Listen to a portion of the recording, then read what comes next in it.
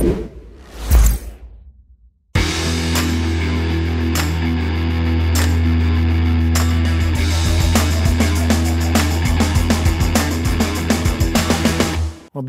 Tātad esmu studijā aicinājis Juri Kreitsbergu, RTU docentu,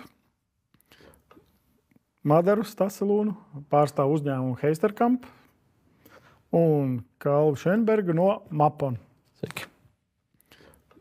Šī brīža tēma būs par videi draudzīgu braukšanu, par autoparka efektīvu izmantošanu un par vadītāja kontroles un apmācības iespējām, analīzi, iegūto datu analīzi, teiksim, kā viņu izmantot šos datus, uzlabojot autoparka rādītājus, teiksim, arī degvielas patēriņa ziņā un ekonomējot gan bremzes, gan riepas, gan nervus un vispārējo.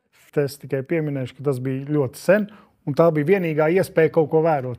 Ar to ir labi sākt. Protams, jā, es redzu, kas tur notiek.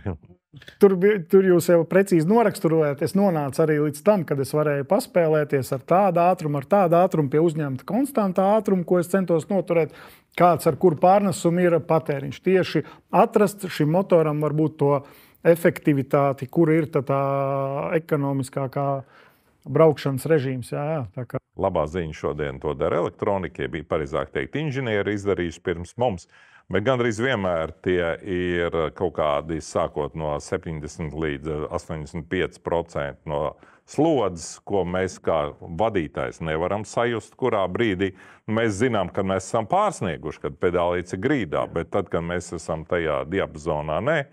Un apgriezieni arī visbiežāk uz leju nedaudz no vidējiem.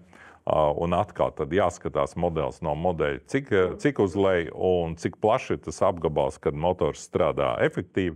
Labā ziņa dīzeļa automobilim, ka viņš daudz lielāks ir tas lauks, kur motors strādā efektīvi nekā benzīna. Nu, vēl labāk elektroautomobiļiem, kur šī zona, kurā motors liederīgi pārvērš elektroenerģiju mehāniskā enerģijā, ir vēl lielāka. Paldies visiem klātesošiem.